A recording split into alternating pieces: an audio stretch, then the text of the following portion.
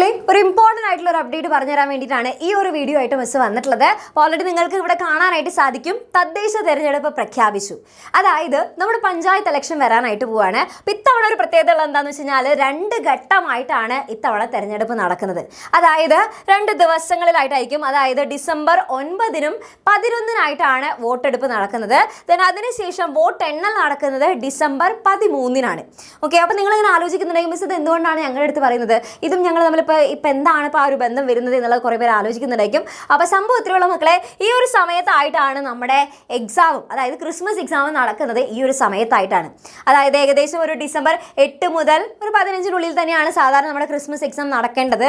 അപ്പോൾ ഇവിടെ ഇപ്പോൾ നമുക്ക് ഉള്ള സംഭവിച്ചതെന്ന് വെച്ച് കഴിഞ്ഞാൽ നമ്മുടെ തെരഞ്ഞെടുപ്പ് അഥവാ വോട്ടെടുപ്പ് നടക്കുന്നത് നമ്മൾ പഠിക്കുന്ന സ്കൂൾസിലായിരിക്കും. അതായത് ഗവൺമെൻറ് സ്കൂൾസിലൊക്കെ ആയിട്ടായിരിക്കും എന്തുണ്ടായിരിക്കുക, ഈ ഒരു വോട്ടെടുപ്പിൻ്റെ എല്ലാ ക്രമീകരണങ്ങളൊക്കെ അവിടെയായിരിക്കും നടക്കുന്നുണ്ടായിരിക്കുക.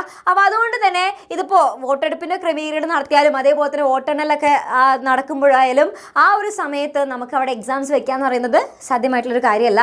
അപ്പോൾ അതുകൊണ്ട് തന്നെ ഈ നമ്മുടെ ഇനി വരാൻ പോകുന്ന നമ്മുടെ ക്രിസ്മസ് എക്സാമിൻ്റെ ഡേറ്റിലായാലും ചില വ്യത്യാസങ്ങൾ സംഭവിക്കും. അതായത് ചിലപ്പോൾ നമുക്ക് ഒരു ദിവസം തന്നെ 2 എക്സാംസ് ഉള്ള രീതിക്ക് അങ്ങനെ നടക്കാനുള്ള സാധ്യതയുണ്ട്. അതേപോലെ തന്നെ ചിലപ്പോൾ ചാൻസ് മിസ്സിന് അറിയില്ല, കാരണം കൺഫർമേഷൻ ആയിട്ട് കിട്ടിയിട്ടില്ല.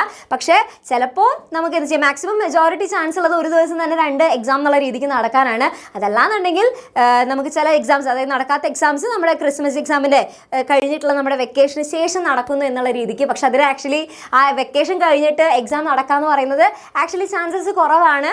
അപ്പോൾ നമുക്ക് നോക്കാം എന്താണ് ഇനി വരാനായിട്ട് പോകുന്നത് എന്നുള്ളത്. അപ്പോൾ കൺഫേം ആയിട്ട് അവിടെ ഒരു തീരുമാനമായിട്ട് ഇതുവരെ അറിഞ്ഞിട്ടില്ല.